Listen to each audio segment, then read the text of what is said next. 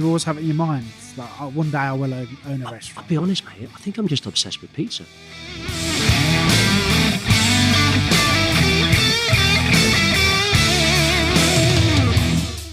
Hello, everyone. Welcome back to Breaking Bread.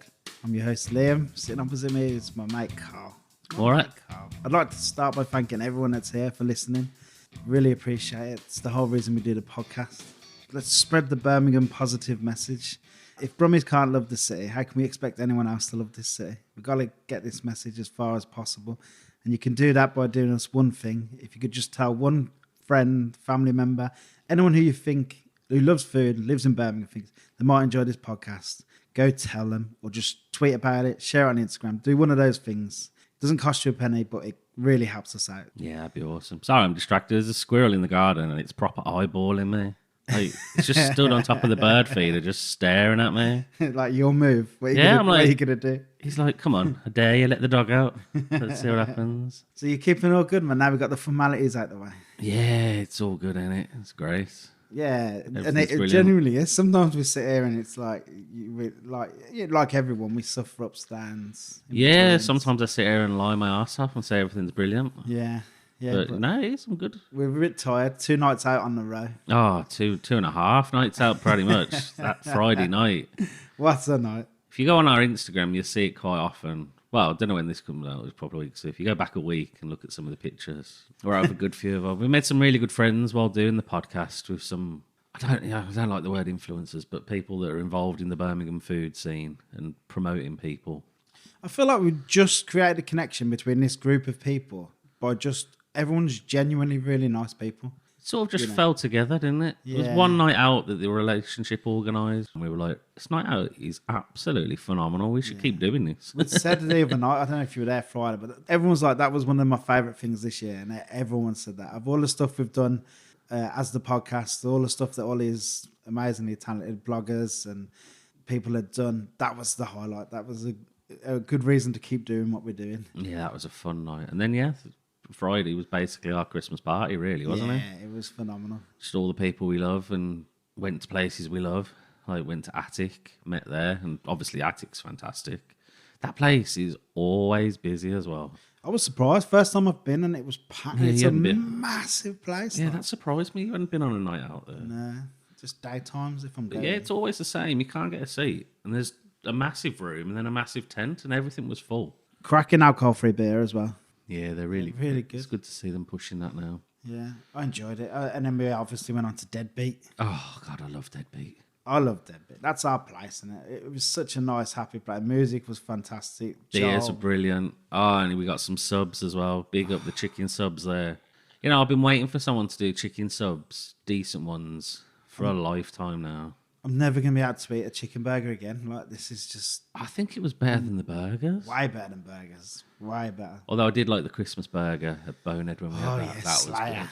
That was really good. But yeah, the chicken subs, different flavours, just like really, really fucking good. And the crinkle cut chips, man. I love the crinkle cut chips. It's just like, it's what you expect when someone who owns Bonehead opens a bar. What do you expect? It's going to be fantastic. And like everyone there was cool as fuck. Like you just rank. It's one of them places where you can pretty much go and sit on any table. Yeah, you ain't going to get arseholes in a place like No, that, are and you? people will just chat to you and you'll have a nice night.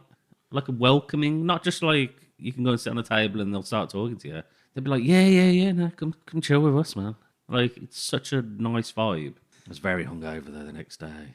Yes, that was a struggle for everyone, man. I had stuff to do as well. Like, I still managed to gym, but it was not easy. No, but And then last night we had our annual. We'd like to go for a nice meal with our wives on one of the last Saturdays before Christmas. We called it our little joke of a party, like breaking bread. yeah, like I'll go for a nice meal somewhere. Went to Laggies. That Laggies was the choice this year. Aside from how much of a pain in the ass it is to get into Birmingham if you're driving now, getting there, like once you're there, it's fantastic. I love Laggies anyway. I Laggies, love everything about the place. How do you not? If you've ever met Luca, like how do you not love that guy? It's phenomenal. And the food, you know what? Every time I've eaten there, I've been so full. Like, can barely move type full. The portions are so generous. What is it about pasta that no matter how full you are, you just have to keep eating? You know, That carbonara. It's just that delicious. Oh, it was so good. I love that carbonara. Like, there's so much good food. I had pork belly. Oh, that looks so good. That was incredible. It was really, really good. I had a little carbonara as well because they do the mini carbonaras. The carbonara at Laggy's made me realise that I'd never really had carbonara before. No. I'd had it loads of places, but it was nothing like what it really should be. And It's I just the didn't know quality any of better. that ham that he's using, the pork. Or everything about So it. good. It's egg yolks. There's no cream. Yeah, I think, you know what, it should go without saying that there's no, I don't think that should be even put out there that there's no cream. Because if there is cream, you haven't got a carbonara. Mate, I used to be happy with places that did a carbonara who made like a roux cheese sauce. And made like, that's how I thought it used to be. And it was smoky bacon. And then you like go to Laggy's and it's like, then when you take like in films when they take the pill and it like their mind just It wakes up. oh It was incredible. yeah, I loved it, man. The start was great. I had squid. Yeah, that was good. I had truffle arancini. I was jealous. I think the whole table missed that, and you happened to see it, and we were all like, "Oh, what did we?" I get knew that?" before I went that I was getting it. I'd seen it on Instagram like last week. I was like, "Oh, I'm having that when we're there." Yeah, that looked absolutely fantastic. Another place that, do you know, somewhere I'm quite jealous. I've never been, but you've been a couple of times recently, and it's just made me more jealous. Was Gauging. Yeah, I went there the other day. Went mad there and just ordered everything I wanted. It was absolutely fantastic. Oh, I've been singing about how good Gauging is anyway, but it was so good. Like really, really, it's that good. My brother lives in Leamington and he travels into Birmingham to go there. Place is super friendly. They're really nice in there, and the sushi's just it's unrivaled. I think in Birmingham. We'll have to go this year, definitely. It's like I'll just tag along with you two. Yeah. My wife Mate, doesn't I'll like sushi. go with you. It's fine. I just love sushi. I'm mad for Japanese food anyway, like all Japanese food. But that place in particular, just for sushi, it's phenomenal. And it feels very Japanese as well when you're in there. Like just sitting at the counter, getting it put in front of you when it's finished being made. Like I feel like it does its own thing, plods along, just knowingly being brilliant, and everyone kind of does its thing. I love it. there's a lot of confidence in what they do there, which is I like to see. I like to see this like a confident chef working. Do you know, a couple of things coming up that I just want to quickly shout out is obviously we've booked into a couple of things. The opening of Rabbit. Yeah, Sturchley. Ash's new place in Sturchley coming up. Like bookings are live for that now. I think there's somebody went on the website to book the other day and there was like waiting lists for days, and I'm just not surprised by that because like it's going to be unbelievable. Yeah, I was quick off the mark for that. I was like, right, I'll book a table. I'm not here the weekend it opens, but I was like, right, we'll get one for the week after. I can't wait. So definitely go follow that and have a We've look been at to a that. few of her pop-ups this year, or their pop-ups this Yeah. year, and the job they're both doing, front of house and in the kitchen, like you just know that restaurant's going to be absolutely phenomenal. It's definitely the opening I'm most excited about for next year, and it's happening soon. Yeah, I'm excited for that. And Craig's changing it up at 670. I'm looking Yeah. forward to that. That's more like you build your own tasting menu, really. Yeah. And his collab that we've booked in for with Strip Club Street Food. Yeah, Tom Hope. that's going to be great as well. Yeah, I love that. I mean, I Strip love the Club's fact one that of my favourites. yeah, anyway. it's nice that people are banging stuff in the diary for January because January is depressing as shit, isn't it? Let's be Yeah. honest. Like you've had the excitement of Christmas, and then There's a good few bits. Andy as well. Andy's at Le Petit Bois, one of our Yeah, favourite places. coming A up, few yeah. weekends. That'd be good. He's doing his Sunday roast. And Dan Lee, one of our favourites, is at Toffs, man. Another one of our favourites. yeah, Rob I've seen Palmer. that pop up as well, man. Yeah, some good things happening. Good to get excited for January. It feels like January's a good time for people just to do this shit because people are skint as well, so they're not going out. So when they do go out, they want it to be for something that little bit different. Yeah. So if you're doing a collab with someone, you're like, well, it forces you to spend your money because you're like, when am I going to get this chance again? And let's face it, collabs are some of the best things that happen in the city. Like, I love them. And when they're completely different, like 670 strip club burgers, you just want to see what they're going to create. You know, some magic's going to come. And Dan Lee, in fairness, and Rob Palmer, completely different, traditional, modern, European versus Dan Dan Lee's style of unique. cooking, yeah. Oh, yes, that'd be wicked. Good. I love it when they clash like that. I love it. Yes, as I started the podcast by saying, we really appreciate everyone who listens to this podcast. This is our last of this year, last of this season. We absolutely loved it again.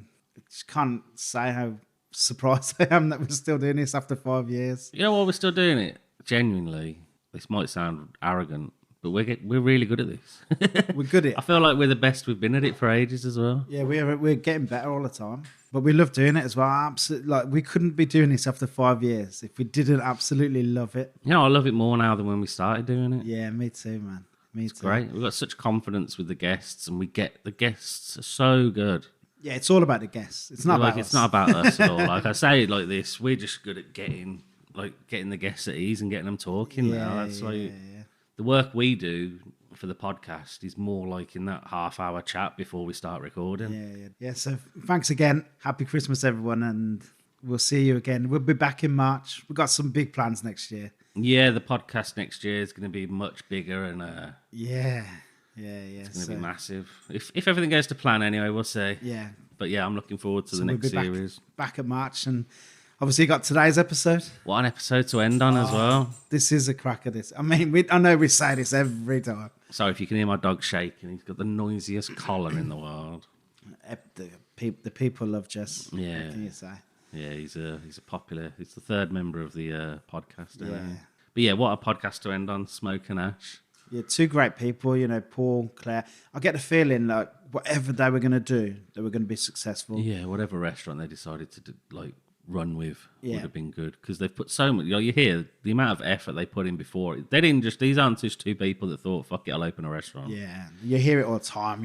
One day I'm going to open a restaurant, and then they just think that they're going to drop their job, just buy a unit, a building, and just crack on, and that rarely ends well. No, the amount of effort they put in beforehand, like they really put the work in before opening, which is what you want to see. You don't learn while you're doing it. Learn what you want to learn, then do it. Yeah. And then you hit the ground running. That's why it feels like it's been open so long. Yeah. Because as soon as it was opened, it was like established and good. I'm seriously impressed. I love their offering. I love that it's like they have not neglected any side of the business. They look after their people. The pizza, obviously, is incredible. You've been there a few times. I go regularly. Yeah, I really love the pizza. I think it's absolutely fantastic. Like classic pizzas. They do a special all the time as well that's a bit different. But it's like, I could talk about their pizza for a very long time, to be honest. It's surely one of the strongest cocktail menus in a pizza restaurant ever. For any restaurant in Birmingham, I'd say. Like, the drinks offering are brilliant. They could buy the unit next door and just open that as a bar. Yeah. Just for waiting for your table or something, and they'd do really well. You'll get a lot from this episode. If you love pizza, you'll love it. If you love Birmingham, you'll love it. But if you're a restaurant owner or looking to open a restaurant, have a real good listen because they've got some absolute gems about how they got started and what they're doing in this. Yeah, their model of how they've gone about it is probably the way anyone should really go about it. That's the way you should do it. But yeah, I hope you absolutely love this episode. We love making it as we love making all these episodes. Merry Christmas, everyone. Yeah. Happy Christmas.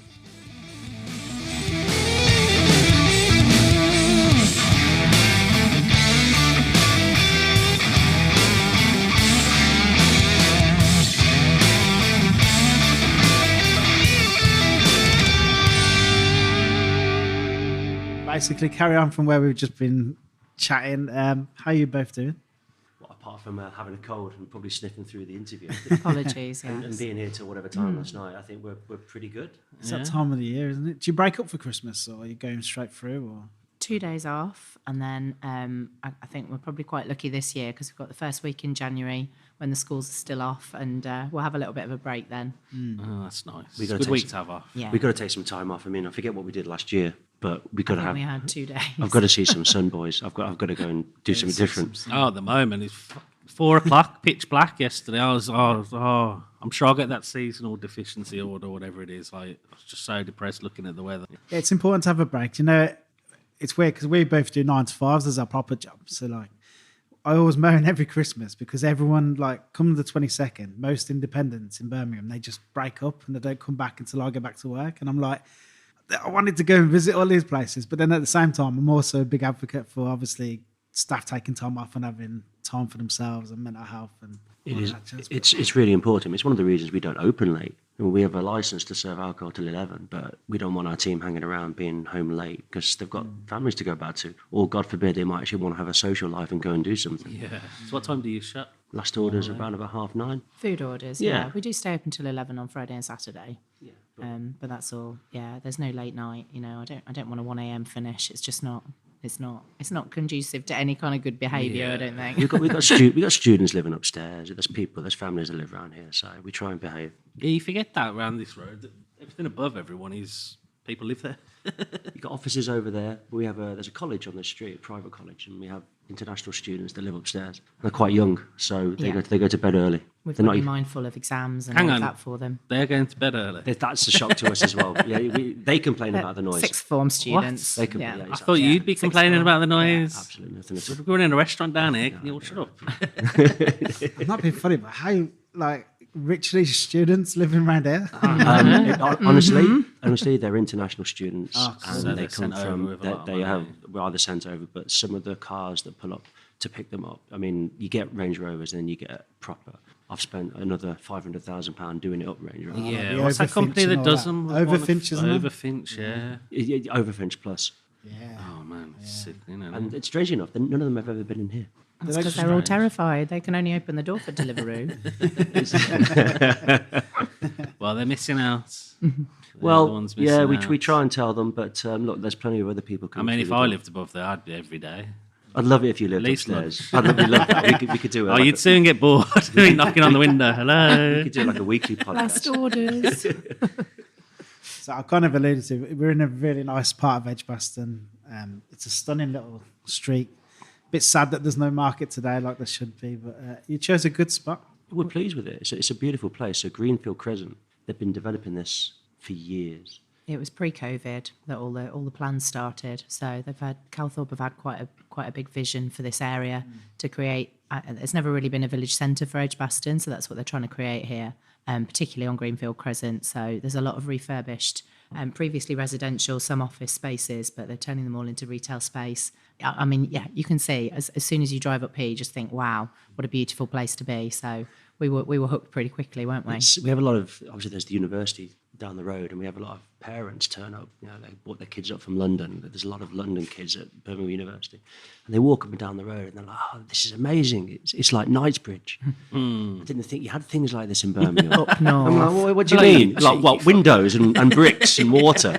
No, it is beautiful. I mean, it's a long-term investment from everybody. I mean, we're hoping there's going to be more retailers, Yeah. more food and beverage come in. It certainly needs it. There was a lot of offices here. They're going, so there's lots of space. We've got some terrific neighbours. I mean, you've got the guys over the road. Chapter.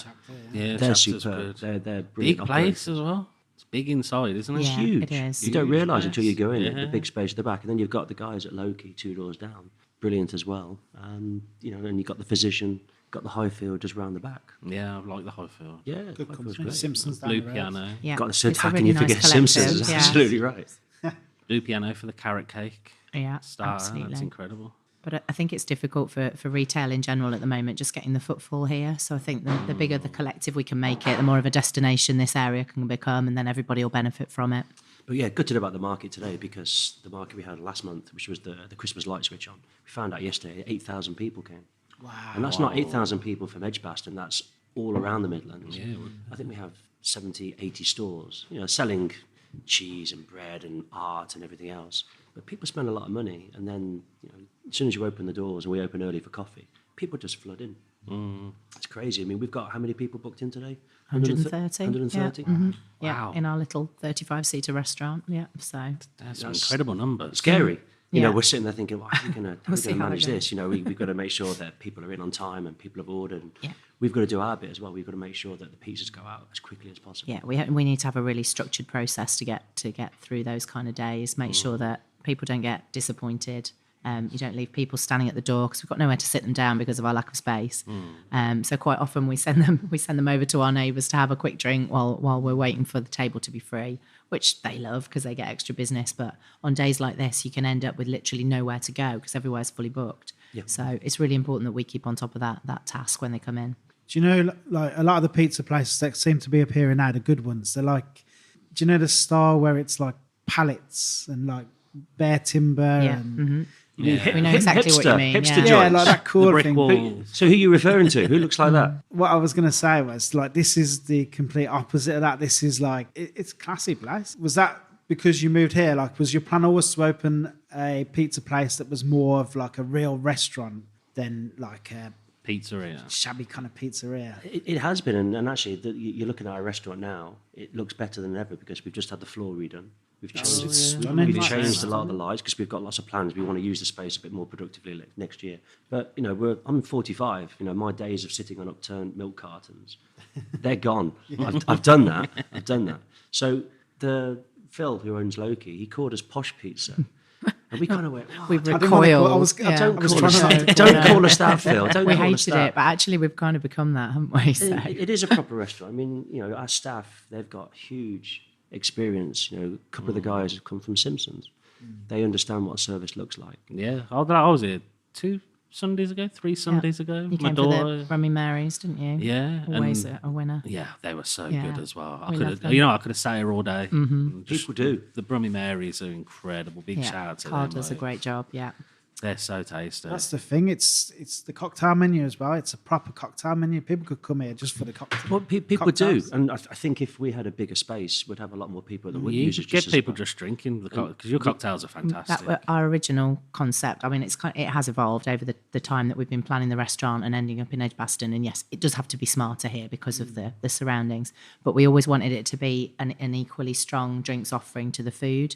My background's in booze, not just drinking it, but working there too. I should didn't even point realise that was a out. job. Yeah, it's not the worst job you can have. But because of that, I've got a real passion for it. And I wanted the bar offering to be really strong, both cocktails and wine, everything that we've got. So it's been a kind of labour of love from my side. You can sometimes in a pizzeria get a drinks offering that's not quite up to the same standard as food. It's not to say everybody's like that. But travelling around the world and visiting different pizzerias, we have felt that and felt there was a bit of a gap there that we could explore and try and offer something slightly better quality. Feels like an afterthought a lot of the time. Just Yeah. get the focus Yeah. on the pizza, get the pizza brilliant, but then what about the cocktail? Oh, It's we'll like find that. something. It's like that all around the world, isn't it? You go in and you're knocked up. The pizza's amazing, but 25 minutes in, it's like, right, off you go then. And it's like, well, is that it? I want a reason to stay, and we have a wonderful wine list. I mean, it's appropriate for a pizzeria. Yeah, Bearing it's in not. mind It's who not we- low keys. Bearing in Yeah. mind the area we've got, there's a certain standard, and we have to make sure we do that. So people will sit here for an hour and a half. If it's a big group, perhaps 2 hours, and people will buy that second, third bottle of wine. They'll have those cocktails. It's a proper event. We don't just want people bang in and out. That's not the joint we are. So yeah, that was always the plan, to make it just a little bit smarter. And as Claire said, it has evolved, and there are some things that have happened we didn't know was going to happen. But Like what was it you didn't know was going to happen? people don't travel around Birmingham to come to us. Trying to get people to come out of Sturge Vegas to come here, hey, good luck. We're predominantly Edgbaston and Harble. Saying that, when we first opened, we had people come from all around the Midlands, and we still do. I think we still do. It's just not it's not the majority. Also, I think we did want to be a neighbourhood restaurant, and that's kind of what we've become. And I'm really proud of that, to feel part of that community. There's people that come in here twice a week, people that come in every week, and it's great. There was a couple of weeks ago, we walked into the restaurant and every table was taken up by customers who we knew. That's a nice brilliant. feeling. Yeah. You don't need 1,000 people to turn up at the door. We're not a mega shed that needs throughput all the time. We just need repeat business, and we get that. I love that. I'm really jealous of people who have like a local to go to all the time. Because of what we do, and we're always torn about supporting somewhere new, but then going back to our favourites. It's like. And we've created on Sunday particularly almost like, you say a community. Perhaps that's taking it too far, but we do kids eat for £1. And that comes from when our son was born, when we lived in Bristol. We found places that suited us, and it was easy, and we kept going back because we were looked after and it was the right kind of value. And we've created that here, so we have families in every Sunday. Some days it's bonkers. It's one of the reasons we had the floor done, because it was just coming up because the kids are going berserk. Got a great big box of toys. You can see it behind me. Some of my son's toys. And some of them from one of our very good neighbours, My Baby Stroller, just down the road. So it's great that we can try and help each other with business as well. The kids, they walk in and they make a beeline. They know where the toys are. And the parents talk to us and they say, we gave the kids a choice. Where do you want to go for dinner today?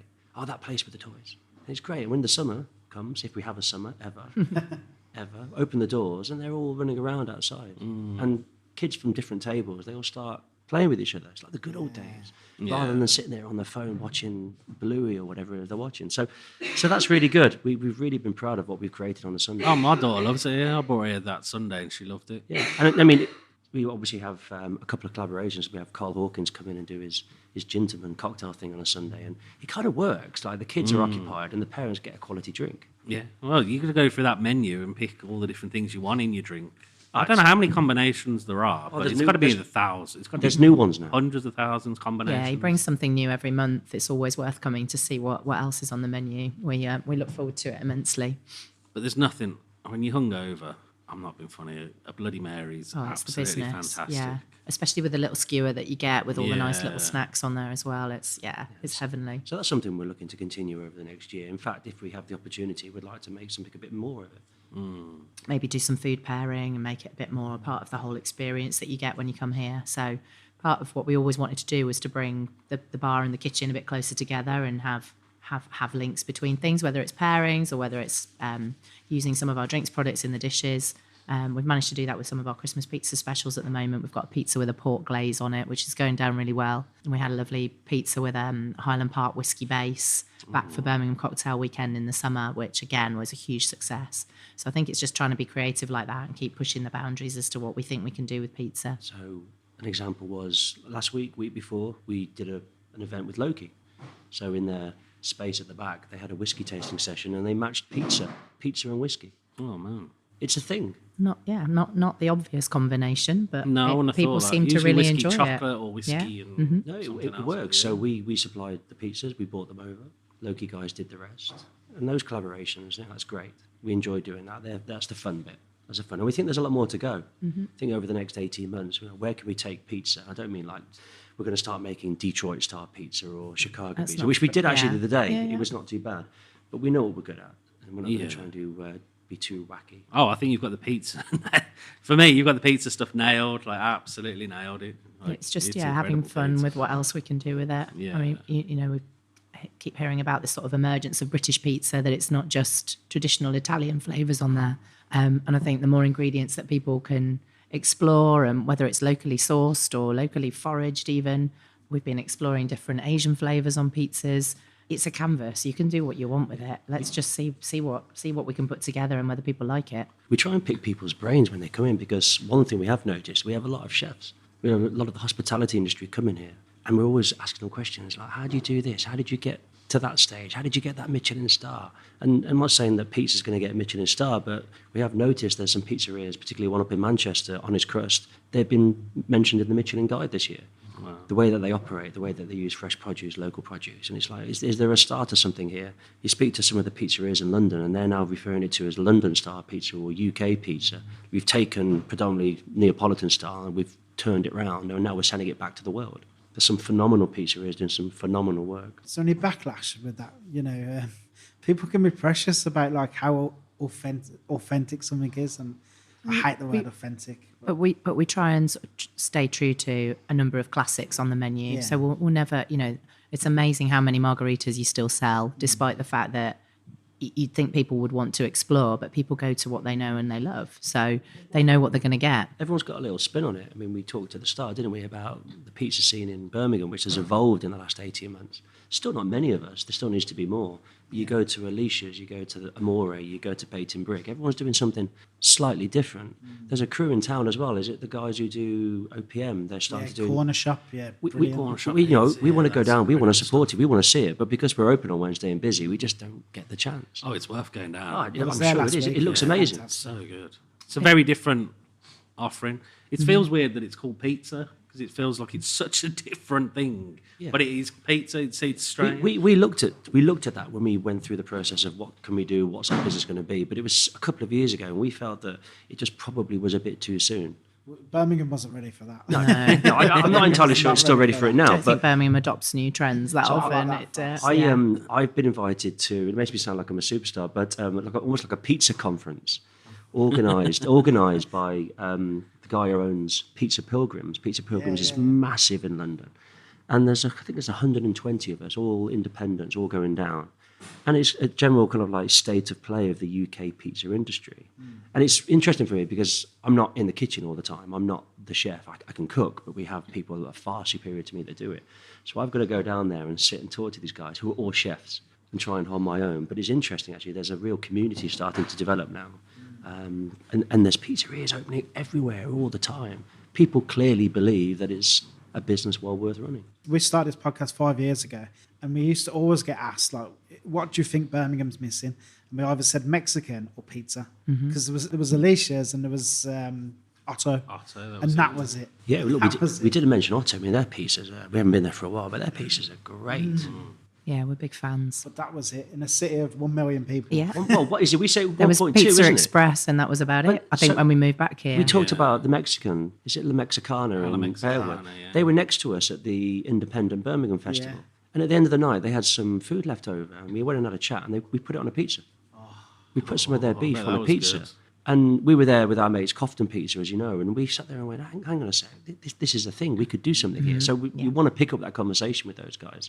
And that whole collaboration thing in Birmingham is pretty strong at the moment. Polly do it fairly often. Yeah. Again, we, as punters, because Polly is it Polly or Polly? I don't know.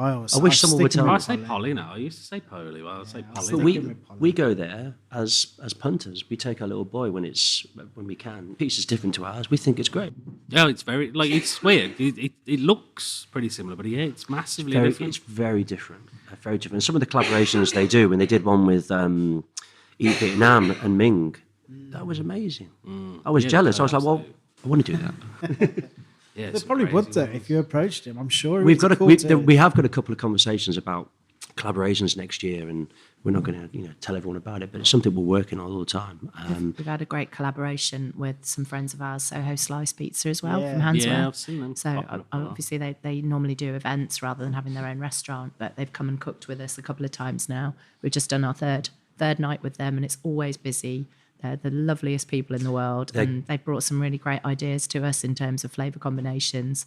It's been a really great experience. It's always vegetarian, and for us, that's been a really great area to explore as well. I think I've said this to you guys before. When we were doing the research for our project, we listened to your podcasts, and particularly we listened to the one that you did with Pizza.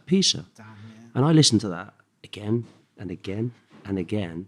And I came home and went, Claire, this sounds a lot tougher than what we think it's going to be. And when we first opened, the first people that contacted us were Jack and Dan. Just a simple message on Instagram. Hey, guys, just Really introducing welcoming. ourselves. If there's anything we can do for you.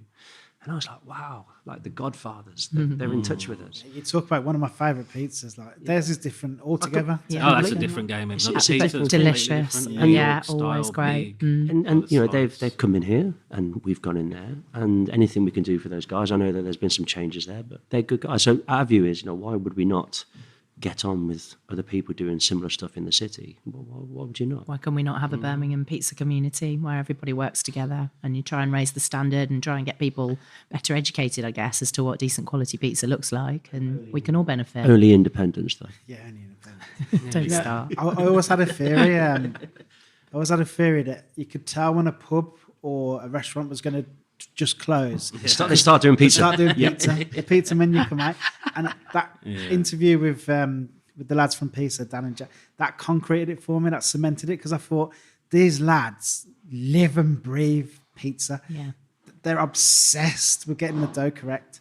And if you're telling me you're just one day going to wake up and say, I think we need to buy a pizza oven and start doing pizza, and you think you're going to compete with that, forget about They it. probably Forget buy about it. the bases in. One of our son's school friends asked me the other day, bless him, he said, "Do you buy the pizzas from Tesco and heat them up and send them to people?" I can't believe. How did they know? That is probably what those what those pubs are doing. Yeah, that's 100%. Yeah, they're not putting the effort That's in. 100%. But, How can they compete with people like yourselves? This is your passion. Like. Yeah, it's interesting. So that I just mentioned that the Independent Birmingham Festival, that was our first street food event. And we enjoyed it, and we learned a lot. And you can tell you've really got to live it to be successful. You can't just rock up with an uni and say, right then, boys, let's have a couple of pieces. No, it doesn't work. We have a lot of customers come in here, and they've probably similar in a way that lockdown, they were bored, so they bought an uni or another pizza. everyone did. And everyone comes in, and we always get the same questions. Oh, what hydration do you use? What flour do you use? And we look, we geek off and we talk about it. But then we thought, well, why don't we actually do some pizza classes and actually get people to come in and we'll show you how we make pizza. I mean, not give away trade secrets, albeit it's not that complicated. So we've done it a couple of times without much fanfare, and we're doing it again over the next year. And we've actually sold out the first couple of classes. So we just love telling people, showing people what we do, because we have to love it because it's such hard work. Would you ever do like a kids pizza class? Yeah, we'd love We to. have to. We kind of have done ad hoc. We've had kids come in, big groups, And then we find out that it's their birthday. We're like, well, why didn't you tell us?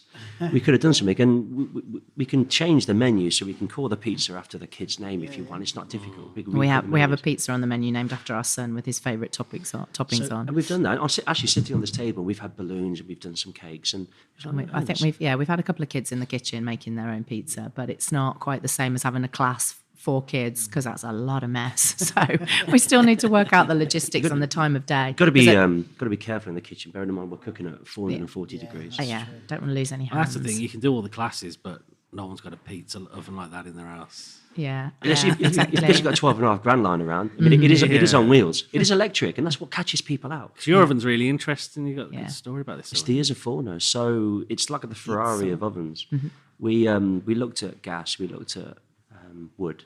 All kinds of regulations that you've got to get because past, of the area restrictions, the residential element, and also with a wood-fired oven, obviously you've got to be there building it every morning, building that fire, and you get cold spots. You know, the consistency isn't necessarily there. That's the brilliant thing about this oven. It's on a timer. It's there waiting for us when we get here. It takes away one element of risk for us. And it gets us past all of those issues. No cold spots. Really, really consistent and just great quality. What temperatures does it get up to? It can go up to probably 500 plus, couldn't it? 500 plus. We've not taken it all the way up. No, we don't need to. We cook at 440. But what's wonderful is it's so well insulated. You switch it off at night. You come in the next morning. It's still at 200 degrees, so the whole room is nice warm. And you can cook bread. You can cook, if you wanted to, you could cook a Sunday roast in there. Mm.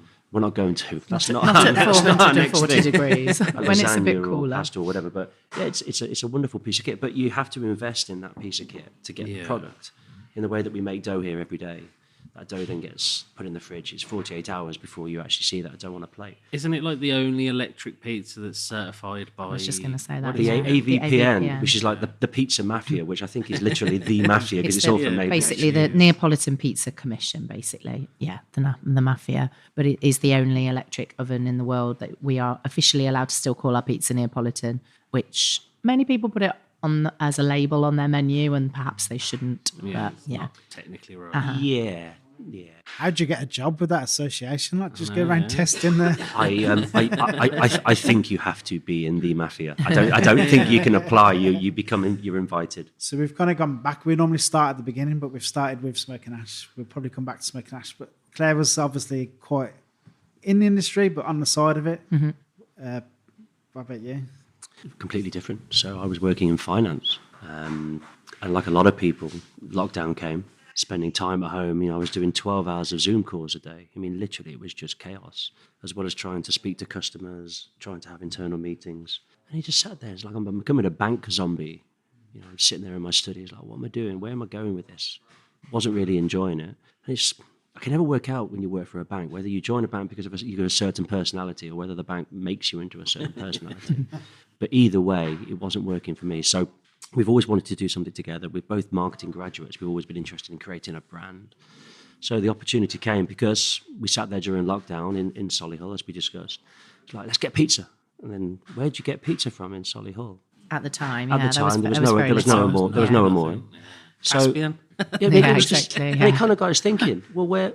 I remember driving to Moseley to pick something up because it was the closest I could get for Deliveroo. Yes. And then we I think during the second lockdown, do you remember we all got released and we all went bonkers for a weekend, and then they went, right, everyone back home.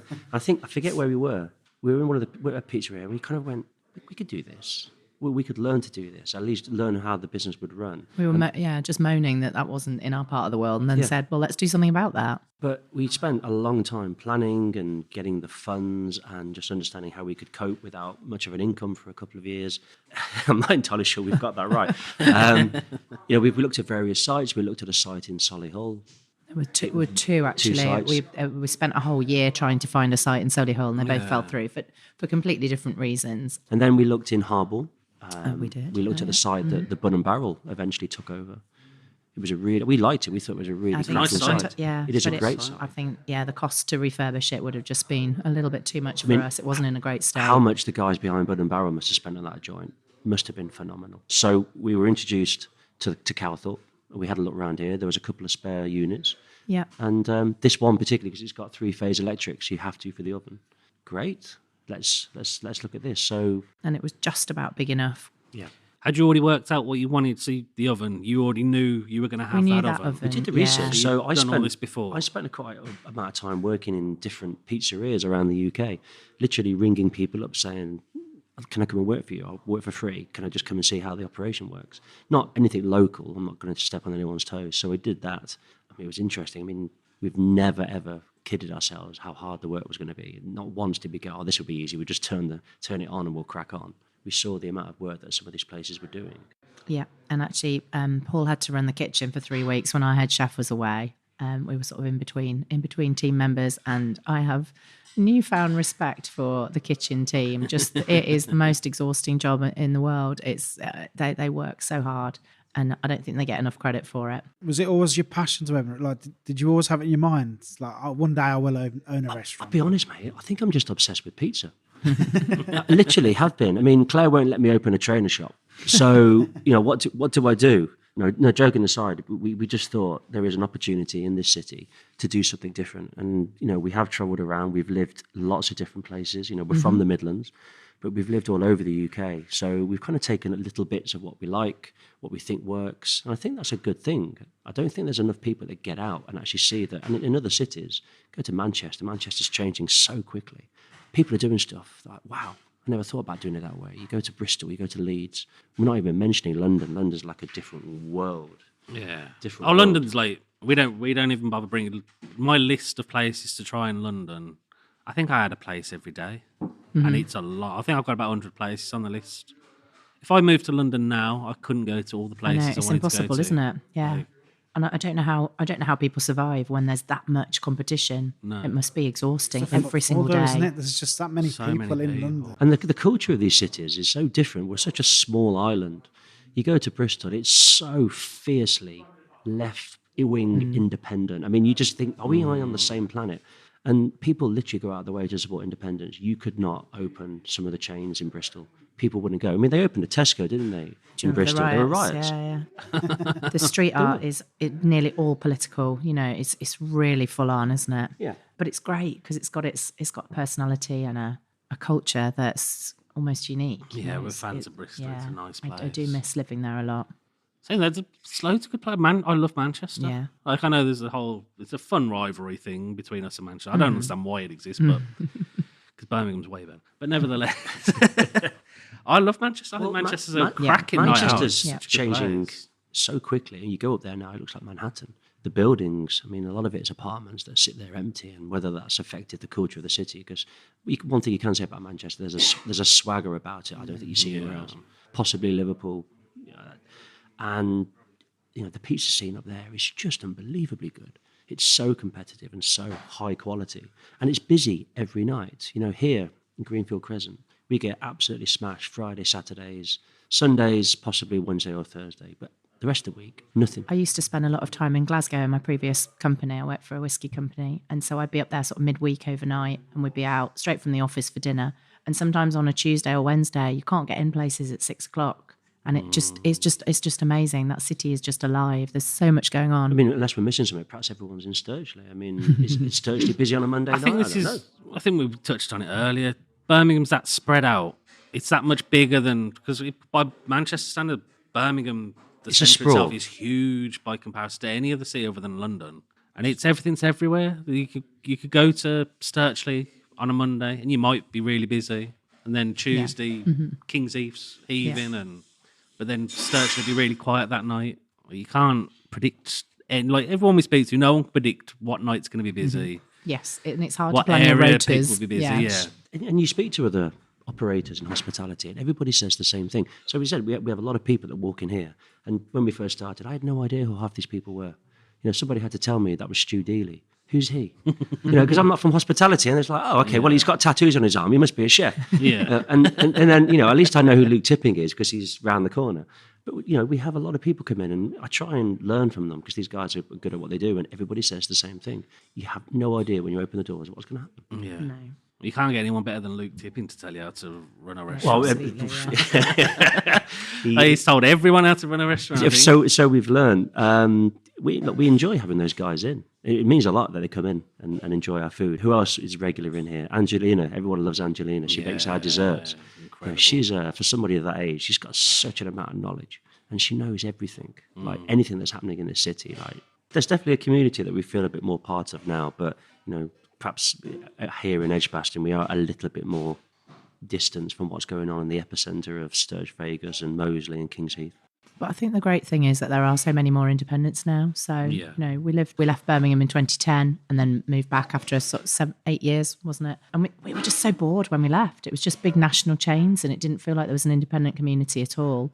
I mean, I'm conscious we're seeing it through a different lens now, being business owners, but there wasn't a lot of excitement in the city back then. And moving back, it was really refreshing to see what has actually happened to the place in all of the different areas that you've just mentioned, city centre and the neighbourhood areas as well. There is so much cool business going on now. Well, I think if we ever went for dinner, if you went back sort of 10 years ago, we only went for curry.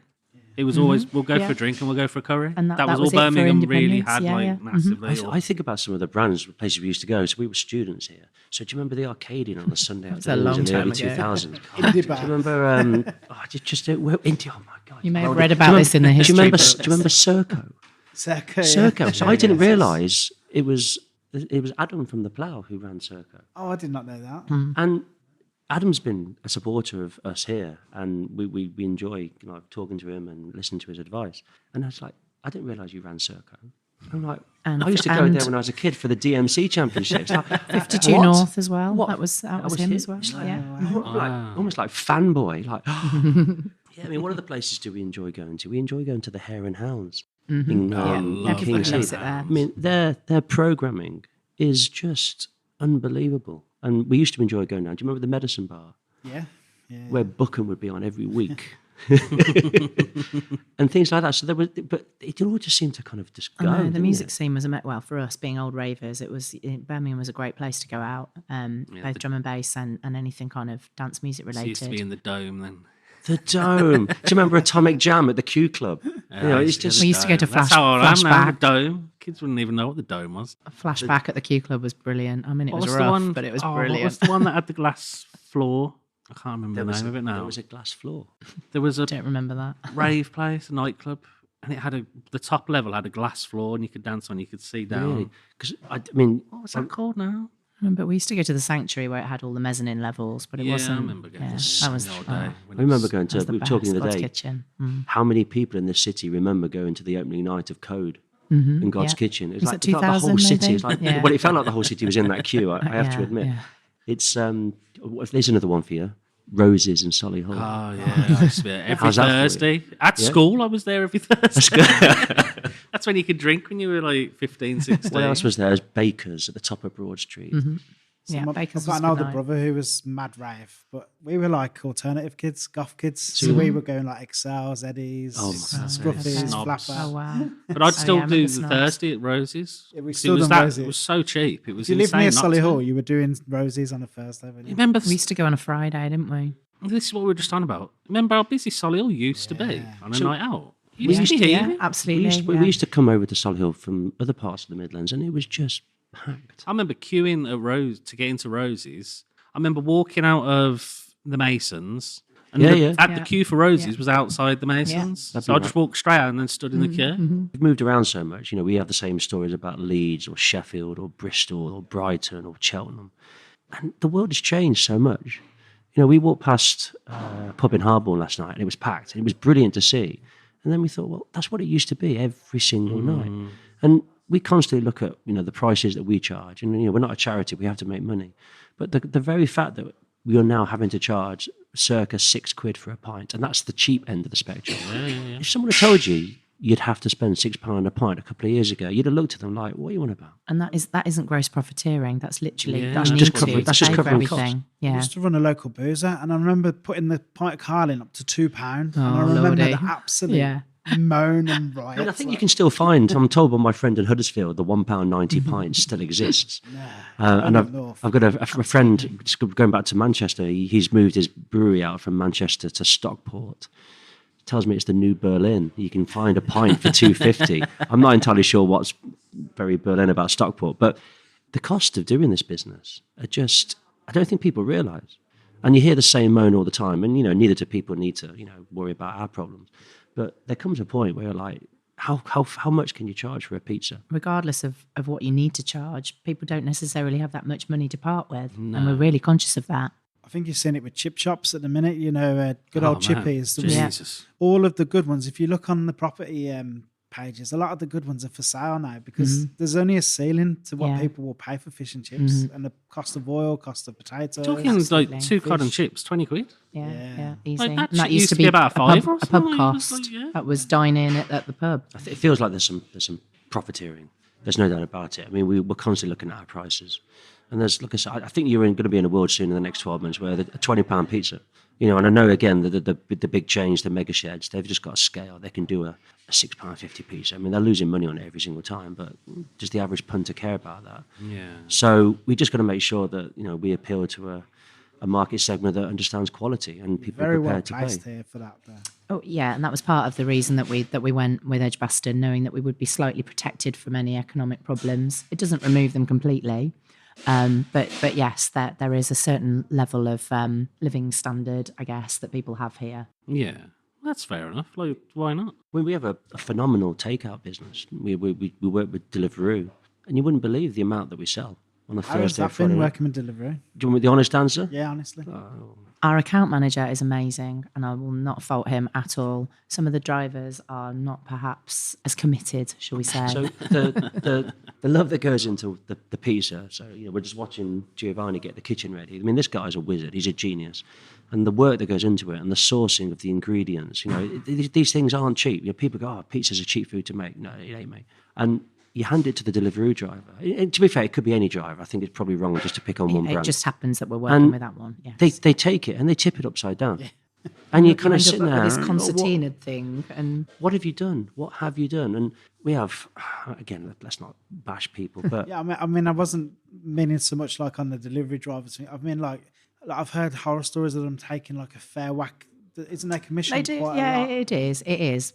And I do get that there's, they're paying for the drivers that if we had to pay for them ourselves, it cost us even more. Yeah. But yeah, it is a fair chunk. You don't obviously make the same profit level as you do selling a pizza in-house by any means. But when you're a new business, you have to be on certain channels for people to know you're there. And if you ask the average 18-year-old what they'd like to do tonight, they'll use the expression, "We'll get a Deliveroo," not "We'll get a pizza" or "We'll get a kebab." Yeah. We'll get a Deliveroo. And you're thinking... And then they scroll through Deliveroo to find something that catches their eye. It's also trial. It's almost a marketing tool to try and get people to experience our brand, and then hopefully they come into us. You think of the volumes that we've done this year, and we were amazed that we've made it this much. We've made 25,000 pizzas. Wow. We've got an 1,100 square feet restaurant. We have a kitchen that you guys are looking at here. That is it. There's no secret dark kitchen. Everything is there. People say to me sometimes, "Oh, you should have this on the menu." I said, "Yes, that's a very good idea. Where would you like me to put it?" So we're working out how long is 25,000 pizzas. Oh, I think we worked out it was like a return journey up the Aston Expressway and back, and a bit more. I up think. to Erdington, Yeah, round the island, around the island and back, pop back down again. pop into the Armada if it's still open, back down. Lord. Yeah, that's the one. Not if you value your life. And back up again. And we've something like 5,000 cocktails, which is probably the same that tattoos sell in half an hour. Yeah, but I'm quite proud of that still for a little neighbourhood I restaurant. mean, I could drink 5,000 of your cocktails, I think. I'd give it a good go. I think we have another idea for another podcast. It could be live where we drink those 5,000 cocktails. Yeah. I'm well up for that. Yeah, we can do that now. Make our own Brummy Marys Seeing live on as air. the market's not on today, perhaps we could just, we could do it. In 12 months, we've done those volumes. We've made that many drinks. We've got an almost, I want to say it's a flawless rating. We've got 4.9 on Google. No, sometimes things do happen. You can't be perfect all the time. That's human nature. But we're really, really proud of the ratings that we've got, the reviews we've had. Proud of the team we put together. Obviously, the team's changed. Some people have come and gone. But most customers like what we do. You get the odd curveball where somebody will come in and everything seems to be okay, and then half an hour later, you look, Google sort of goes, criticism. It's like, why didn't you tell us when you come in? We asked you, is everything okay? Yes. That's And then you go, British way, though, isn't it? it is a British way. That's the And, foundation. and you're sitting there like, but we could have solved that problem for you if you'd just told us. Deliveroo the other night. Sometimes things go missing in the Deliveroo man's bag. That's okay. Dips. When you come here, dips are a thing. You dip your crust in, bang, there you go. And do your aioli. And a customer wrote, the dips were missing.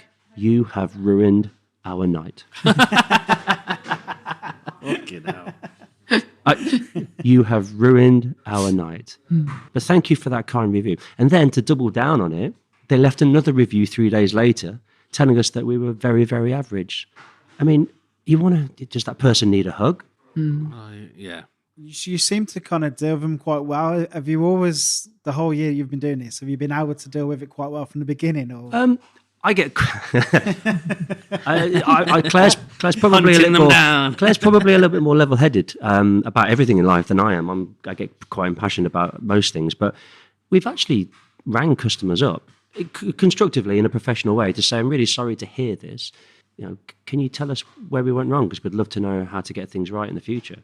And actually, you turn it around because the customer's like, "Wow, you really care." Like, we do. That's why I'm calling you. And you don't ask people to change their review. You can't do that, and you wouldn't do that. But actually, people say, fair play. The fact that you've taken that time to do it, I'm going to change that review. And they become advocates. They come in here all the time because we've taken that time to try and work out where we need to be better. But is that always been your kind of mentality, or have you learned to do so that? I've, in my corporate career, I've looked after some huge businesses. I was an account manager of GlaxoSmithKline at 25. I'm looking after a multi-billion-pound business. But this is different. This is your passion. But it's fundamentally the same. You have to look after people. You have to make sure if they need something, you get it. And if you're not doing very well, you need to understand what you need to do better. And if you overpromise and underdeliver, they have every right to be annoyed with that. I accept that. We don't always get things right, but we try to get the basics right. This is what I keep telling people, and we'll say it again on the podcast. If you have a problem at the restaurant, tell them while you're there. Some restaurants may get funny with you, and people may get funny, but nearly everyone we speak to, they want to know. Yes. They want to know if they're not doing something right, because they might not know it's wrong. And then we can refund, discount, offer you something in the future. If it's our fault, we've got no wish for people to go away and feel like they've had. But even if it's a not, time. you can at least explain why something might be the way it was. Yeah. You know what I mean? Sometimes it's just about, well, this is my experience of pizza, and therefore I expect this. Well, actually, that's not the style that we make here. So let us talk to you about what our style is. We had another one when we first opened. A customer said, "The pizza's not cooked." Okay, what do you mean by that, sir? It's not cooked, it's soft. Okay, let me have a look. That's definitely a Neapolitan style pizza, sir. Well, I want it crispy. We do get asked for extra crispy sometimes. But they're not crispy pizzas, sir. That's New York style. We politely decline. But I don't want it. Well, what do you want to do with it? I'll put it back in the oven for you. No problem at all. And absolutely charred it. There you go. And he ate it. It's like, or can you put the pizza back in? It's just, or people say, "Do you do a meat feast? Is it on the menu?" No. People don't read the menu. You try to tell them that the dough is so soft, if you overload it, it's impossible to cook. You'll just make a mess of it. Yeah. So there's a constant kind of educational thing about this is how we make the pizza. This is why we make it in a certain way. And this is what we do with it. We're not a Domino's. We're not a Pizza Hut. No. But I think all that takes time. I think this is still a relatively new style in the history of the world for British people to get used to, maybe Birmingham people. And I think we do have a bit of a responsibility there to do some education. Hopefully that's something with our pizza and cocktail classes that we can help people to understand what we do and how things are made and so these are impart a bit of You wisdom. said the few have sold out. How much and what's the setup of it? What do people get? It's a 2-hour class. We're going to split the group, try and have a maximum of 10 people. I guess we could flex that for a private group, but ideally you don't really want more than 5 people on each station at the time. So we'll start off with one group being on the bar, and they'll learn about cocktails, a bit about spirits production, different cocktail styles, history of cocktails, and then everybody chooses one cocktail from our current menu and make that and drink that themselves. And then they'll move over to the kitchen, learn about dough, learn about our oven, and then get to stretch at top and cook their own pizza and then eat that. And that's £50 for a 2-hour class at the moment. So good job. It is, and it feels to us that people now want an experience when they spend money. Like we went out last night into Harbour and spent £70 on 2 courses and a bottle of wine. That's so expensive.